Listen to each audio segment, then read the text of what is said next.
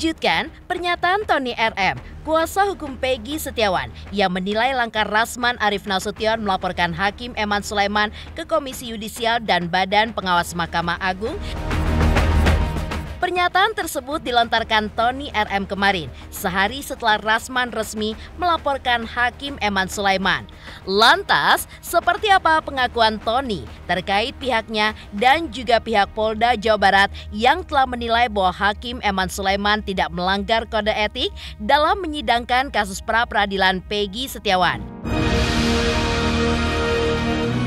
Di sisi lain, apa yang membuat Farhad Abbas pun menilai Rasman telah mempermalukan Hakim Eman di hadapan publik? Pemirsa, bersama Intens Investigasi, kami hadirkan kabar terkini, terpercaya, dan teraktual. Tetapi sebelumnya, jangan lupa untuk like, subscribe, dan juga share channel YouTube ini.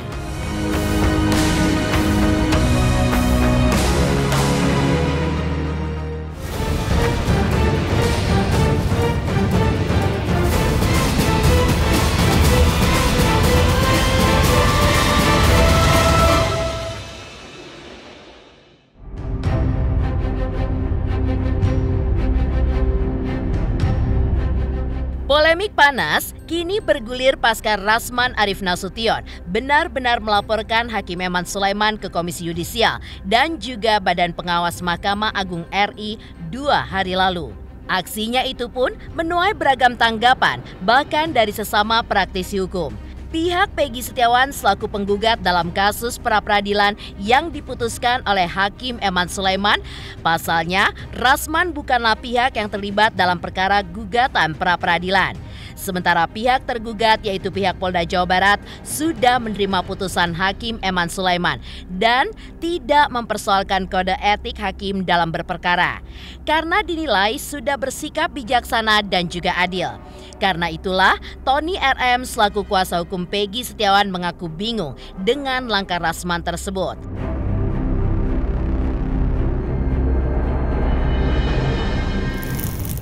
Hari ini hari Selasa, tanggal 16 Juli ya Bu ya, 2024,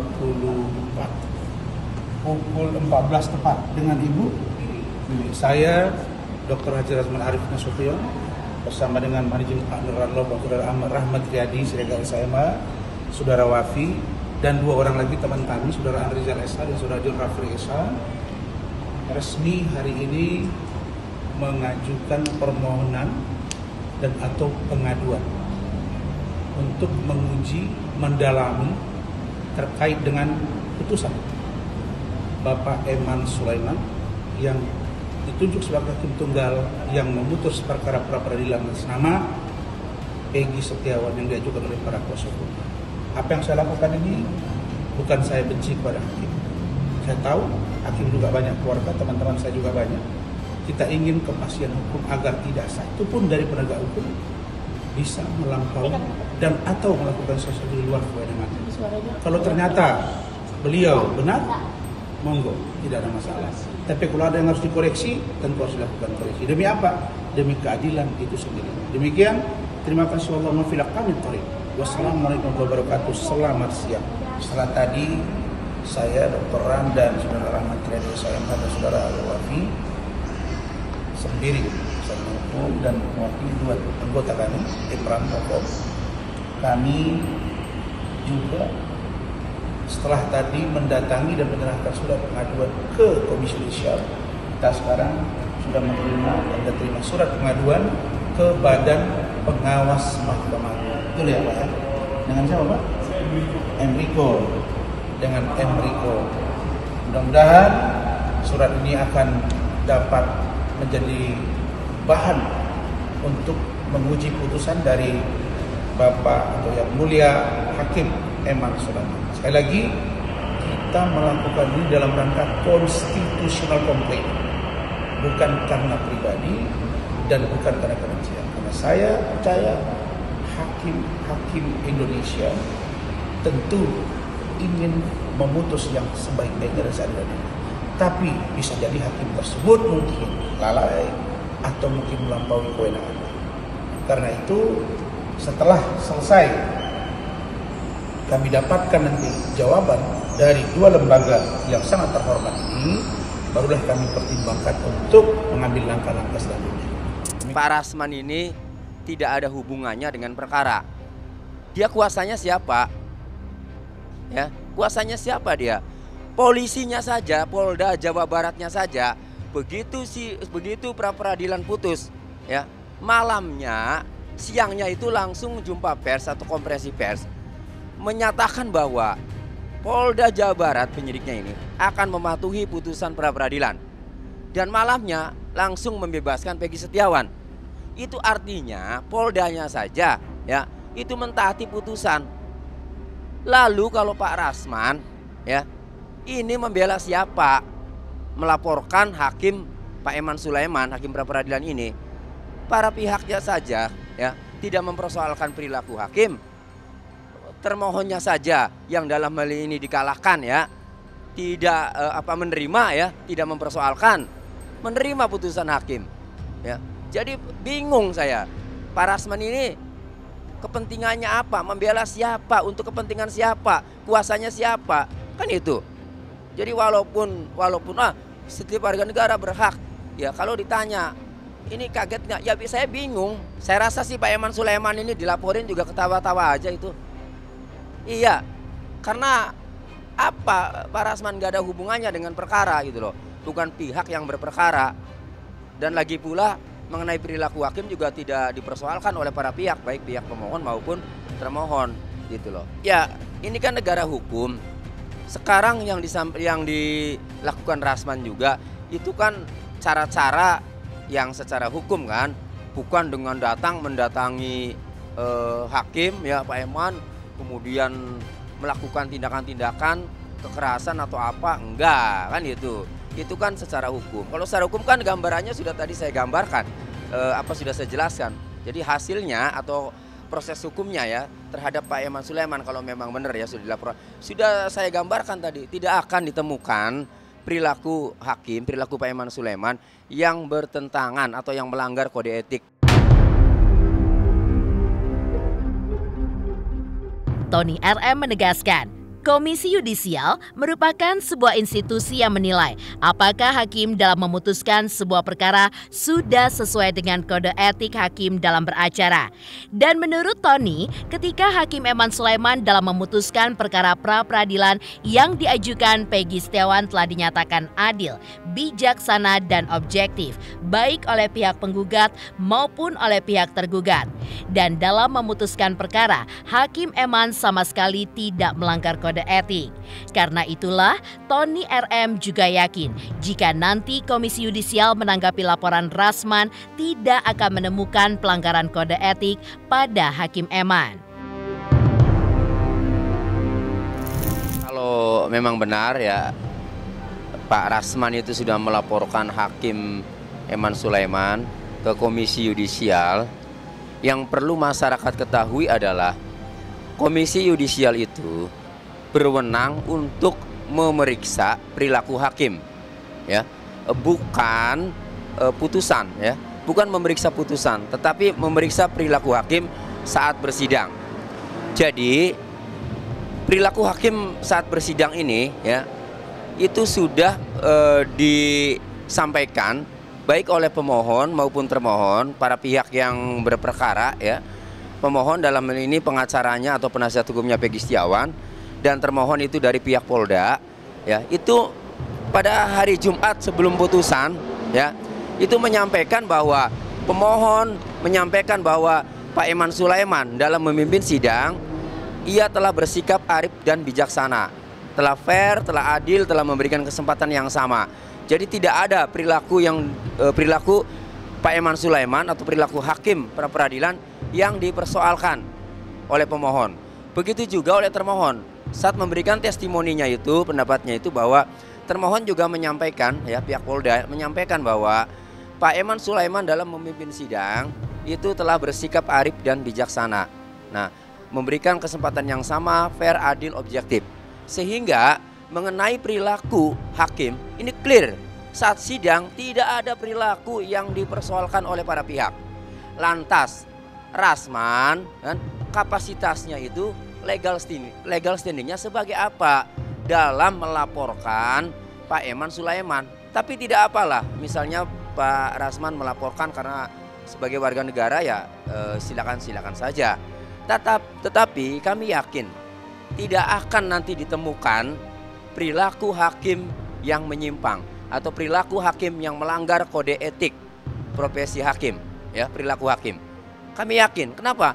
Karena yang mempersoalkan ini kan kedua yang berperkara ini kan dua pihak ini, pemohon dan termohon. Pihak penasihat hukum Peggy Setiawan dan pihak Polda Jawa Barat sama-sama sudah menyampaikan clear, tidak ada persoalan, tidak ada perilaku hakim yang dipersoalkan. Nah, jadi gambarannya pasti dari laporan Pak Rasman itu tidak akan ditemukan perilaku hakim yang menyimpang, perilaku hakim yang melanggar kode etik. Berahan ini negara hukum dan dikawal oleh masyarakat Indonesia, media juga mengawal, ya, rekan-rekan media juga mengawal, netizen juga mengawal, ya. Itu yang dilakukan itu kan hanya melaporkan ke KY, ya.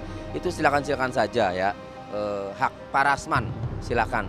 Tapi kami yakin bahwa hasilnya tidak akan ditemukan pelanggaran kode etik.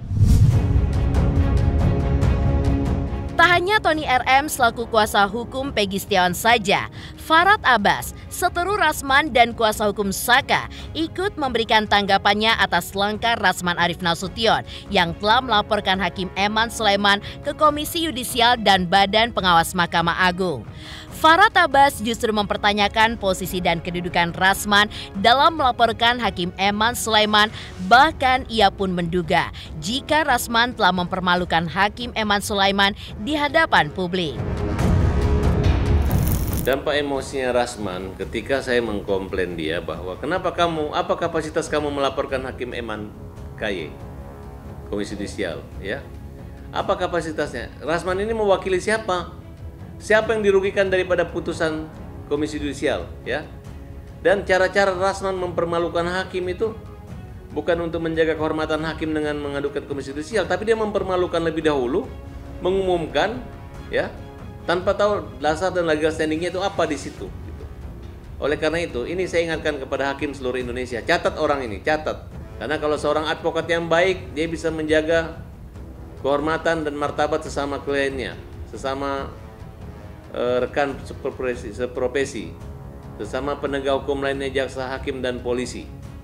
Nah, tapi kalau sudah mempermalukan hakim dengan cara-cara seperti itu, ingin mempermalukan proses keadilan, rasa keadilan yang sudah membumi di Indonesia, dan tidak ada dampak ataupun manfaat yang dia membuat laporan. Bukan dia punya hak memilah, dia itu siapa? Apakah dia itu pengacaranya polisi? Polisi aja menerima kok, kenapa dia nggak menerima?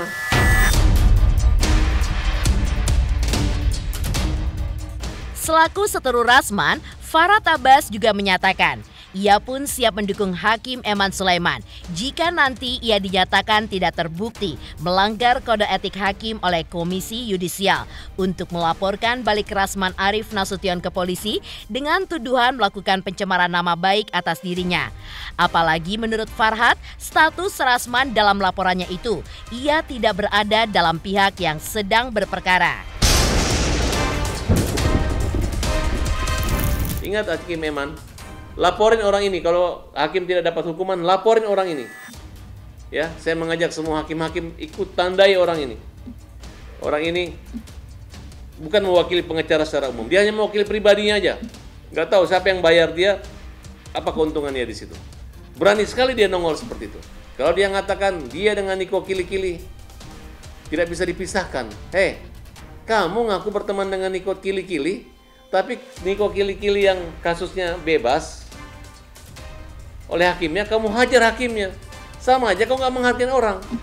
Seandainya dia itu teman kau, berarti kau nggak begitu perilakunya. Laporkan aja diam-diam. Nah, jadi menurut saya, orang-orang yang munafik seperti ini tidak bisa dijadikan teman dan tidak bisa dihormati. Karena dia tidak bisa menghormati orang. Dia tidak bisa menghargai orang. Dia hanya menganggap kemampuan dia berretorika, berkomunikasi, kemudian media sosial untuk mempermalukan orang, ya. Dia lupa, dia bukan komentator, tapi dia adalah seorang pengacara. Yang hari-harinya pengacara itu di ruang sidang, di bawah kursi, yang ketika hakim berdiri, datang masuk ruangan, dia berdiri memberi hormat. sambil mengucapkan kata yang mulia, tapi dia menganggap menarik ranah hakim ke rumah media sosial yang penuh dengan intrik dan cara-cara yang kotor yang telah dilakukan oleh oknum pengacara. Mengejutkan, tanggapan Tony RM yang menyebut langkah Rasman melaporkan Hakim Eman Sulaiman ke Komisi Yudisial sebagai sebuah langkah aneh. Lantas, seperti apakah tanggapan Otto Hasibuan dan Deddy Mulyadi dengan langkah Rasman tersebut? Pemirsa Intens Investigasi, jangan lupa saksikan terus Intens Investigasi. Dan pastikan jangan lupa untuk like, subscribe, share, dan komen. Tim redaksi Intens Investigasi juga mengucapkan banyak terima kasih kepada semua subscribers. Hingga kanal Intens Investigasi kini sudah mencapai 3 juta subscribers. Untuk Intens Investigasi karena sudah mencapai 3 juta subscribers di YouTube. Sukses selalu and all the best.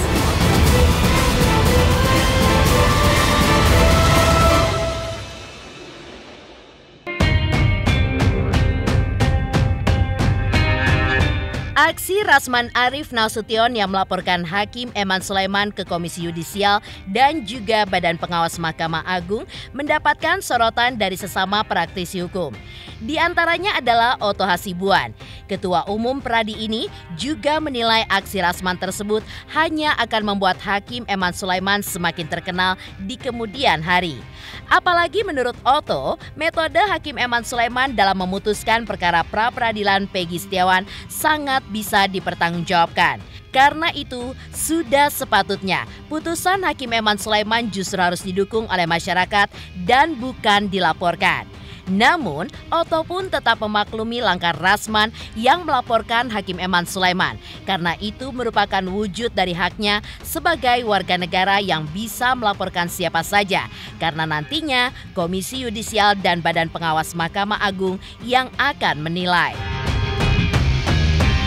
Ya itu hadiah, tapi kita sih berpendapat memang rasanya kalau bicara tentang ada putusan hakim itu tidak bisa diproses karena orang itu salah, gitu ya. Nah, sebab kalau hakim itu kan memang bebas mandiri. Walaupun mungkin ada metode-metode tertentu bagi Mahkamah Agung secara internal melihat kalau satu putusan hakim itu oleh Mahkamah Agung dilihat tidak bagus, pasti kan ada mekanisme internal Mahkamah Agung melihat ini orang yang bagus atau tidak. Tapi selama dia telah melakukan putusannya dengan bisa dipertanggungjawabkan, yang saya kira sekarang ini Eman bisa dipertanggungjawabkan putusannya, saya bisa melihat bisa dipertanggungjawabkan. Ya saya kira justru kita harus dukung dia. Tapi soal ada orang melaporkan dia kayaknya saya kira gak masalah buat Eman kan, Eman akan semakin terkenal karena dia melakukan satu tugas yang baik menurut saya. Ya saya kira jelaskan di situ katanya kan. Kalau pra-peradilan itu kan hanya formal, ya tidak menyangkut materi perkara. Jadi contohnya umpamanya yang dikatakan itu ada penetapan DPO. Nah, tapi bagaimana dikatakan orang DPO? Bagaimana dikatakan orang melarikan diri? Dipanggil aja nggak pernah. Ya kan? Kalau kamu nggak pernah dipanggil, tiba-tiba dibilang kamu buron, terima nggak? Kan tidak dong. Harus dipanggil dulu. Kalau udah dipanggil dengan patut tidak datang, ya kan? Coba dijemput ke rumah. Tepat. Kalau juga tidak ditemukan, baru bisa dinyatakan dia itu buron, melarikan diri.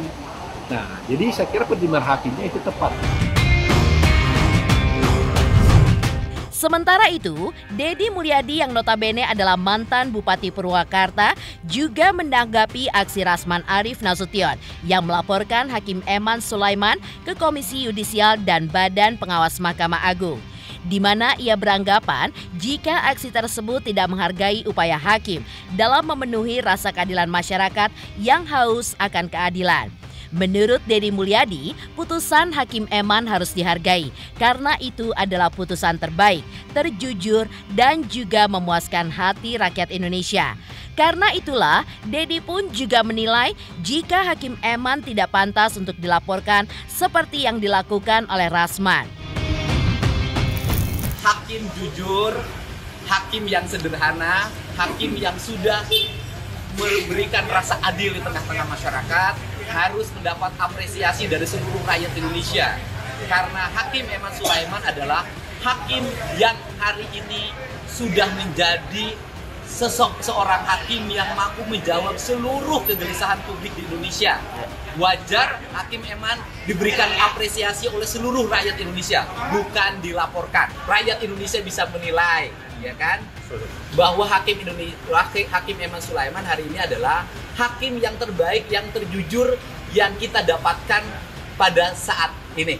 Nah, orang jujur, orang baik, orang terpercaya yang hari ini memuaskan seluruh hati rakyat Indonesia harus dihargai. Kemudian hari ini ada yang melaporkan, biarkan publik yang menilai, kan? Mana orang jujur, mana orang baik.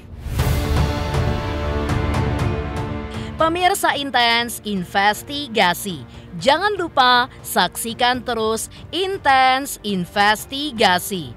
Dan pastikan jangan lupa untuk like, subscribe, share, dan komen. Tim redaksi Intens Investigasi juga mengucapkan banyak terima kasih kepada semua subscribers. Hingga kanal Intens Investigasi kini sudah mencapai 3 juta subscribers.